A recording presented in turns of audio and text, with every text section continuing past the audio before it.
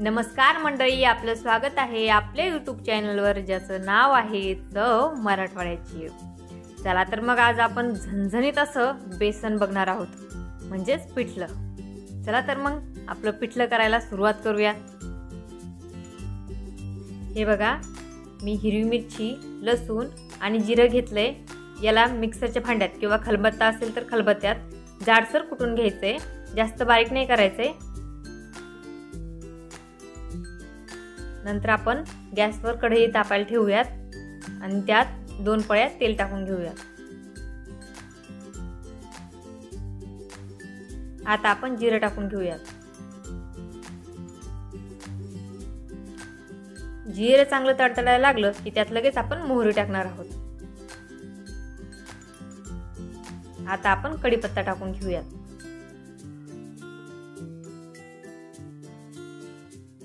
आता आपण त्यात एक बारीक चिरलेला कांदा टाकून घेऊयात। कांदा चांगला लालसर होऊन द्यायचा आहे।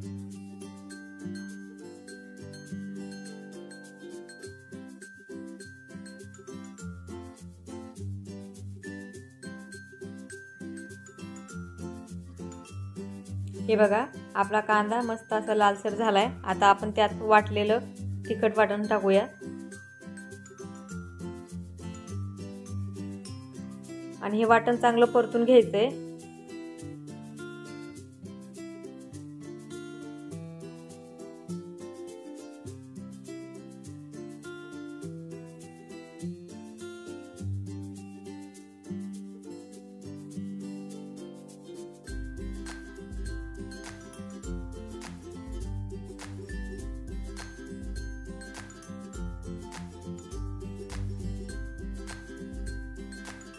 हे बघा, आपलं वाटण चांगलं परतून झालंय।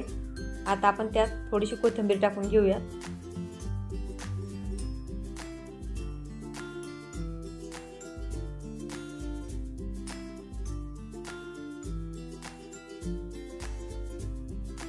आता मसाल्यात हळद टाकूया।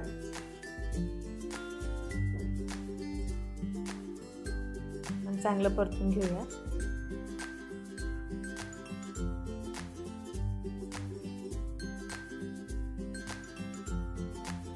मी 1 वाटी बेसन पीठ घेतलं होतं, त्यात पाणी टाकून घेतलंय। आता आपण ते टाकून घेऊया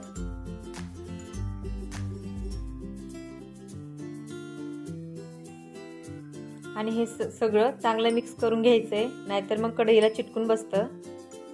सारखं हलवत राहायचंय।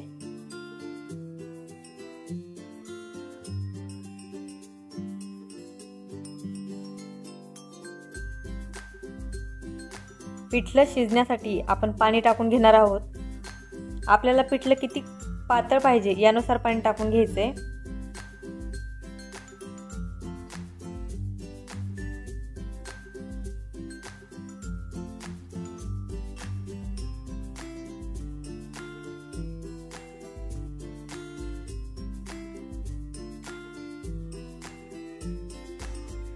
चवीनुसार मीठ टाकून घ्यायचंय।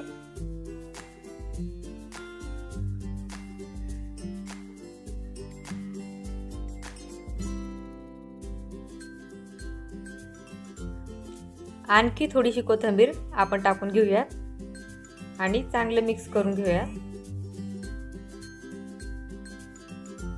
चांगलं मिक्स झालं की आपण एक 5 मिनिटाची वाफ काढून घेणार आहोत।